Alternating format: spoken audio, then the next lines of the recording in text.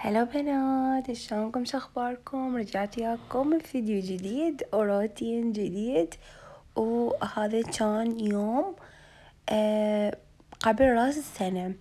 اوكي بنات، هنا طبعا ماما كانت مسويت لنا تمن ماش، وهذا السمك اللي يكون هيك يعني لا هو زوري ولا هو كبار. بس بصراحة بنات طعمه مو كلش طيب يعني بصراحة. فشنو يعني احنا كان بانا نريد نسوي زوري، كانوا اهلي مشتهين زوري، وبس بابا جاب من هذا شو قال شكله عبالك يعني اكبر من الزوري، فعبالنا طيب فجربناه، فبصراحة مو كلش طيب يعني. فلا حد يجيب هذا اللي يكون لا هو كلش صغير ولا هو كبير، يعني اللي بيصير بالوسط لا تجيبوا بنات، لانه مو كلش طيب بصراحة. وهذا طبعا يوسف نايم يمي، فبسمعوا صوته. المهم بنات عفونا من صوت يوسف. هنا بنات بعدين ورا ما خلصنا تعرفون هوسة السمك ونظفنا وهاي الأمور، اجتي ماما تحضر دومة. تعرفون انتو بينا دائما احنا ابراز السنة نسوي جدر دومة، اللي متابعينا يعرفون هذا الشي. احنا كل راس سنة لازم جدر دومة، وتعرفون جدر الدومة لازم قبل بيوم احنا كلية نلفه. طبعا هنا أنا جيت دا أكمل هاي الهوسة اللي صارت، يعني هاي تخيلوا بنات هاي ما ورا الغدا، حبشكلات اللي تصير ورا الغدا شايفيها، هي هاي أنا جيت دا أنظفها وأعزل يعني. طبعا بنات هاي هنا أنا باقي سلقناها تقريبا نص سلقة يعني مو كاملة. هنا البصل همينة، البصل بس يفور ونطفي. اي. وهنا ماما حضرت لنا الشجر وغسلناه وملحناه. وهنا شنو جوا؟ وهنا السلق همينه كمل، غسلناه بقى بس شويه نقعه بمي حار، هاي قريب نلف الدومه حتى ما يخرب يعني من هسه. وعذرونا بنات على اصوات هاي رايح ويوسف يلعبون. هنا بنات العضود همينه نقعناها، وهنا حضرنا البصل والطماطة والثوم. اهم شي بنات الثوم، كل ما تكثرون ثوم بالدولمة تطلع كلش طيبة تخبط. اي. وهذا اللب نص لحنا ثروم النص اللب وياه. اي. وهنا معدنوس همنا نقعناه. بعد شنو نقص؟ والتمن هم نقعناه كمان. وها هي بعد. خلي بنات اثرم هذني وارجع لكم.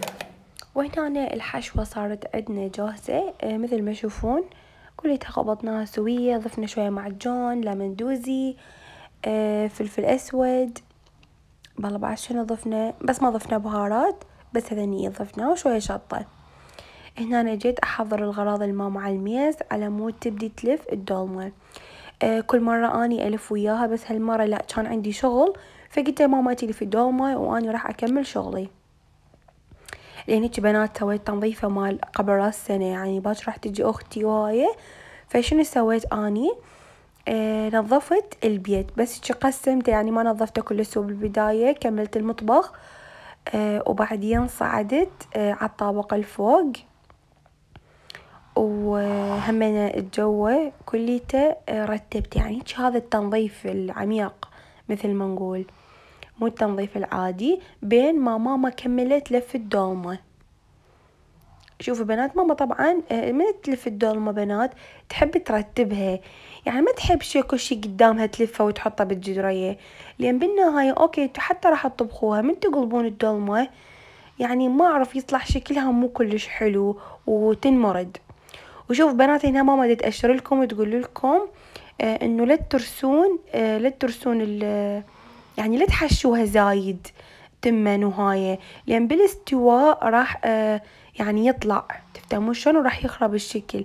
فاذا تريدون تحافظون على شكل الدولمة لما تريدون تعبون الباذنجان او الشجر او حتى السلق، لا تعبون كلش زايد، لان بالاستواء قلت لكم راح تستوي وهاي، فراح يطلع شكلها مو حلو بالنهاية. فجربوا هاي الطريقة وشوفوا راح تطلع لكم الدولمة كلش مرتبة. ماما دائما تحب هيك تلف الدولمة، وبصراحة احنا تعلمنا من عندها، يعني ما تحب الجدرية تتوسخ.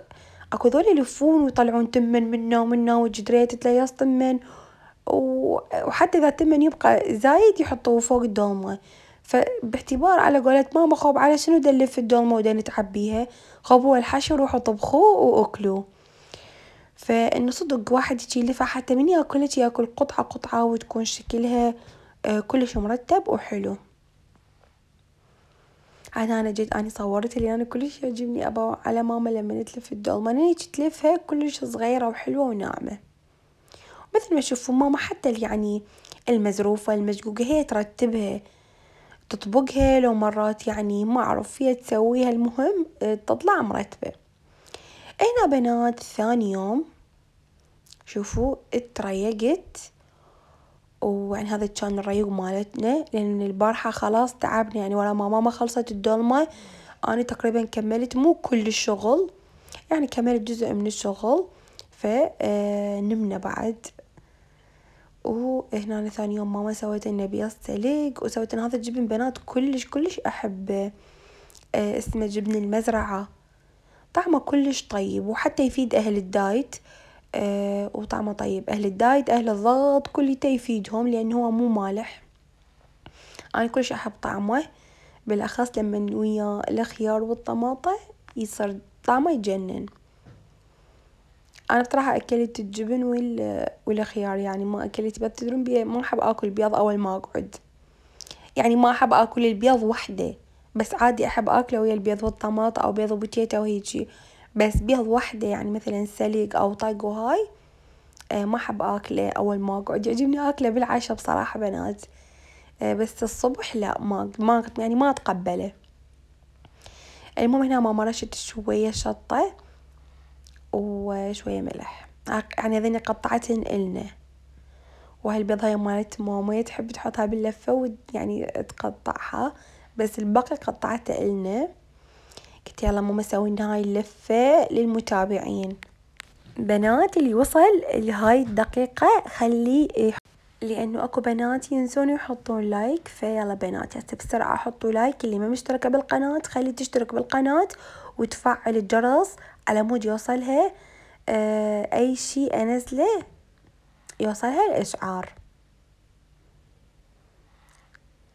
هنا أنا بنات سويت أظافيري، تخيلوا بنات سويتهن الصبح، صبغتهم. طبعا بنات هسه شنو ورا ما خلصنا ريوق الحمد لله صعدت للطابق الثاني، قلت خلي أسوي تنظيفة سريعة. هو كل تنظيف البارحة أنا وخواتي نظفنا كل شيء، بس تعرفون لين كنا نايمين يعني صفطت الفراش، مسحت قاط، يعني رتبت كل شيء حتى شنو يصير كل شيء عندنا نظيف.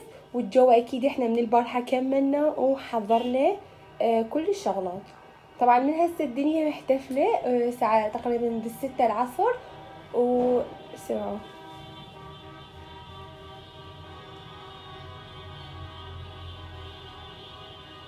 طبعا أجواء كلش حلوة برا، بس بصراحة احنا بهيجي أجواء ما نطلع، يعني قليل كلش نطلع بهيجي يعني بهيج أجواء.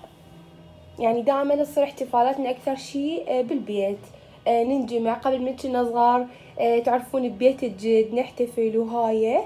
هسه من كبرنا لا صار هو بيت أهلنا يعني نحتفل بيه كل سنة، وهي صار الأجواء كلش حلوة. فهسه شنو بنات أني راح أكمل شغلي، وعلى مود شنو نروح نسوي شعرنا ونبدل ونسوي ميك اب خفيف وهالأمور. طبعا بنات خليني اقول لكم في الشغله، على اساس دا اسوي اظافير يعني اريد جبت مثل ما شفتوا جبت هاي الاكريليك اريد اسويها، بس من شنو دا انظف ببيتي بنات، من دا انظف ببيتي انشق اصبعي شوفوا، بس هاي هيك عبالك شق صغير، بس هو كلش كبير فما قدرت الزق اظفري لان هذا كليته مرم.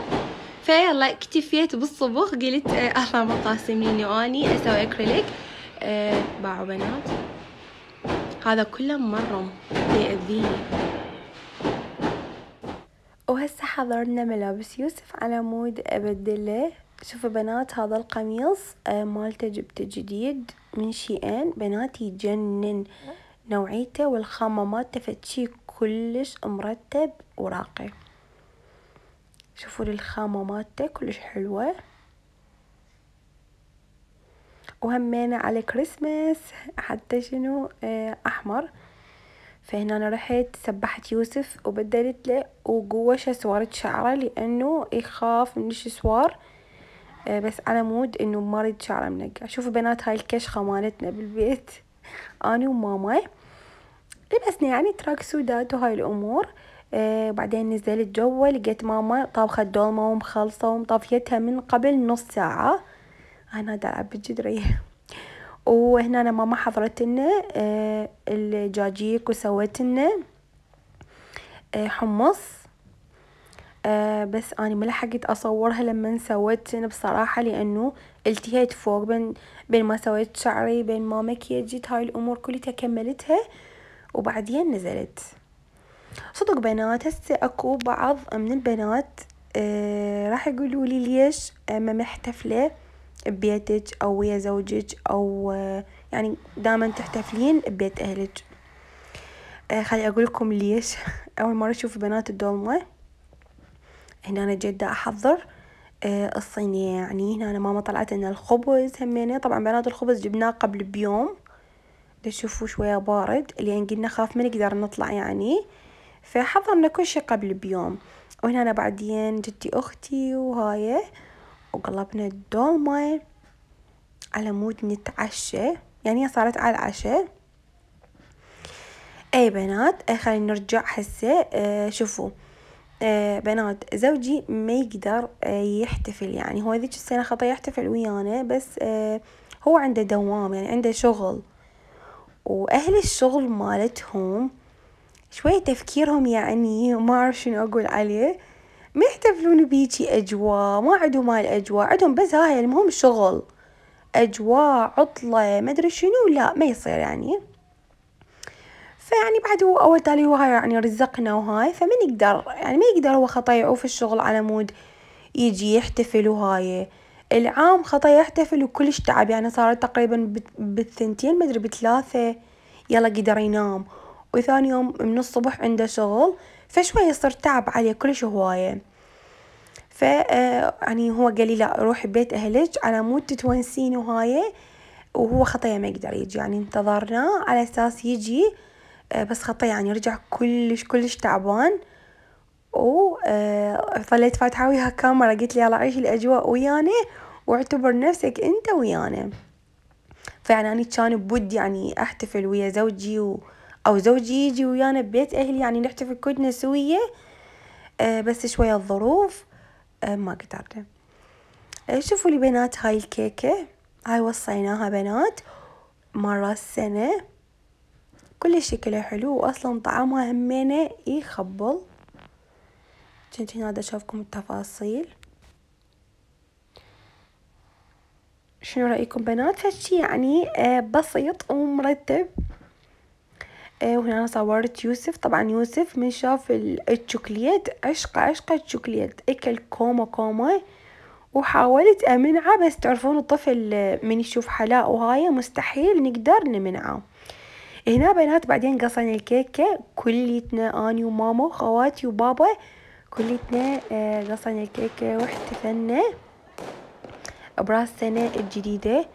ويا ربي سنة 2024 تكون خير علينا وعلى كل العراقيين، ويا ربي ينطينا الصحة والعافية، أهم شي الصحة والعافية والأمان، ويحفظنا يا رب ونحقق كل أمانينا إن شاء الله. أي أحد عنده أمنية إن شاء الله تتحقق على هاي السنة الجديدة.